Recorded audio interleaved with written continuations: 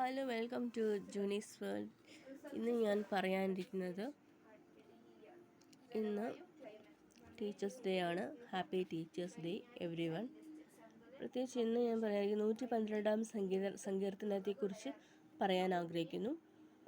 യഹോവയെ സ്തുതിപ്പിൻ, യഹോവയെ ഭയപ്പെട്ട് അവൻ്റെ കൽപ്പനകളിൽ ഏറ്റവും ഇഷ്ടപ്പെടുന്ന മനുഷ്യൻ ഭാഗ്യവാൻ. യഹോവൻ്റെ കൽപ്പനകളെ ഇഷ്ടപ്പെടുന്ന മനുഷ്യൻ ഭാഗ്യവാൻ എന്ന് നമ്മൾ അറിയുന്നു.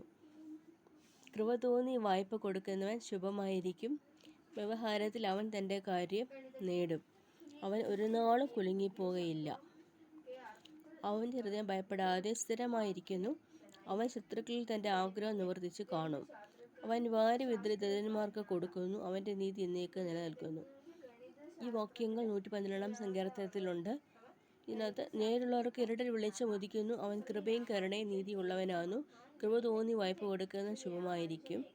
വ്യവഹാരത്തിൽ അവൻ തൻ്റെ കാര്യം നേടും. നമ്മൾ വായ്പ കൊടുക്കുമ്പോൾ കൃപ തോന്നി തിരിച്ചു ചോദിക്കാതെ കൊടുക്കേണ്ടതാകുന്നു.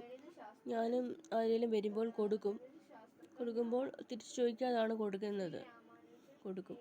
കൊടുക്കണം. കൊടുപ്പീൻ എന്നാൽ നിങ്ങൾക്ക് കിട്ടും. നമ്മൾ പാവപ്പെട്ടവർക്ക്, ദരിദ്രന്മാർക്ക് കൊടുക്കണം. ആമീൻ, ആമീൻ.